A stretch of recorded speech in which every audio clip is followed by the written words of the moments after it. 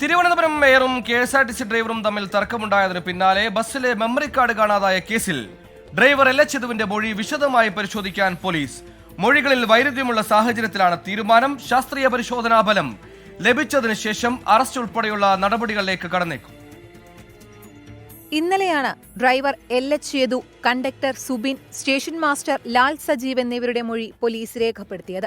മൂവരും നൽകിയ മൊഴി വിശദമായി പരിശോധിച്ച് വീണ്ടും ചോദ്യം ചെയ്യാൻ വിളിപ്പിക്കാനാണ് തീരുമാനം. യദു നൽകിയ മൊഴികളിലെ വൈരുദ്ധ്യം പ്രത്യേകം പരിശോധിക്കും. ശാസ്ത്രീയ പരിശോധനാ ഫലം ഉൾപ്പെടെ വന്നതിനു ശേഷം മാത്രം അറസ്റ്റ് ഉൾപ്പെടെയുള്ള നടപടികളിലേക്ക് കടന്നാൽ മതിയെന്നാണ് തീരുമാനം. അതേസമയം മേയർക്കെതിരെ യദു നൽകിയ പരാതിയിൽ പോലീസ് ജാമ്യമില്ലാ വകുപ്പ് ചുമത്തിയെങ്കിലും ഇതുവരെ ആരെയും അറസ്റ്റ് ചെയ്തിട്ടില്ല. പരമാവധി തെളിവ് ശേഖരിച്ച ശേഷം ഈ കേസിലും അറസ്റ്റിലേക്ക് കടന്നാൽ മതിയെന്നാണ് നിലവിലെ തീരുമാനം. സംഭവത്തിൽ KSRTC നടത്തുന്ന ആഭ്യന്തര അന്വേഷണം പുരോഗമിക്കുകയാണ്.